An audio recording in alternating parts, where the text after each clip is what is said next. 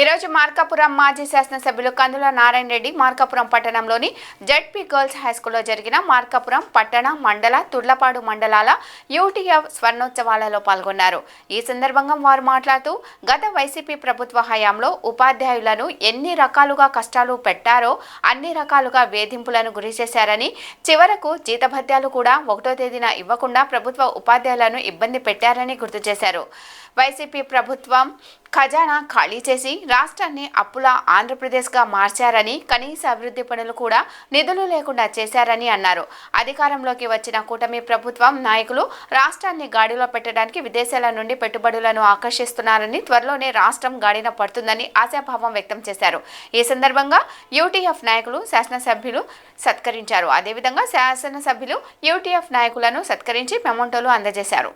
అదే కాకుండా teachers sports కూడా ఏర్పాటు చేస్తే బాగుంటుందని చెప్పి ఉదయం ఒక ఆలోచనలు చెప్పారు. ఇది కూడా చాలా మంచి కార్యక్రమం. ఎందుకంటే స్పోర్ట్స్ అనేది ఒక వ్యాయామంలో ఒక ఉపశమనంగా ఉండేటువంటి కార్యక్రమం. అటువంటి దాన్ని మనం స్కూల్ హాలిడేస్ సందర్భంలో మనం చేసుకుంటే బ్రహ్మాండంగా ఉంటుంది. ఇంకా విద్యార్థులకు కూడా ప్రోత్సాహంగా ఉంటుంది.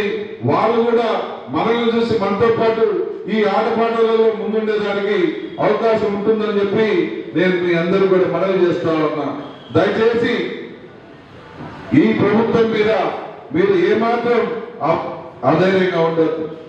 ఈ ప్రభుత్వం మీద ధైర్యంగా ఉండండి.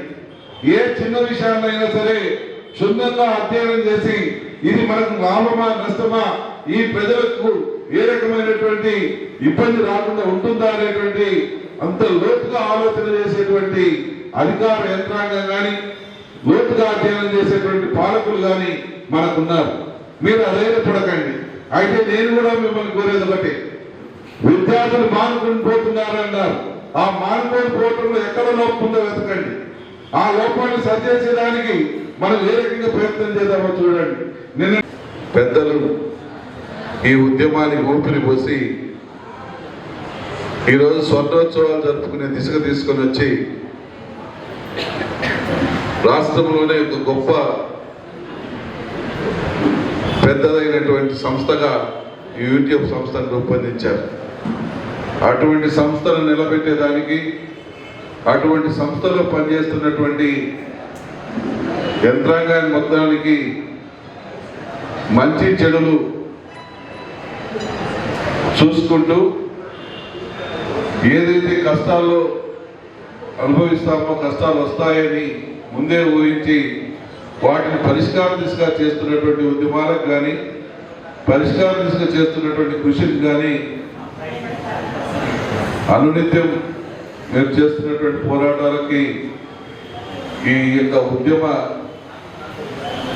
స్ఫూర్తి అంటే ఉద్యమం అనేది ఈ యూట్యూబ్ ద్వారా చేయటం, ఈ యూట్యూబ్ని ఒక జాతీయ స్థాయికి తీసుకుపోవడం అనేది ఒక రకంగా మన ఉపాధ్యాయ సంఘానికి ఒక అదృష్టంగా భావించాలి. ఈరోజు 80 to 90% ఉపాధ్యాయ సంఘాలన్నీ కూడా యూట్యూబ్ కింద ఉన్నాయి. యూట్యూబ్ని ఎంతో అభిమానించి గౌరవించి ఒక నమ్మకం ఏర్పడుతుంది, ఒక నమ్మకం వస్తుంది. యూట్యూబ్ వల్ల మాకు న్యాయం జరుగుతుంది అనేటువంటి ఉద్యోగ పరిస్థితిలో ఈరోజు 80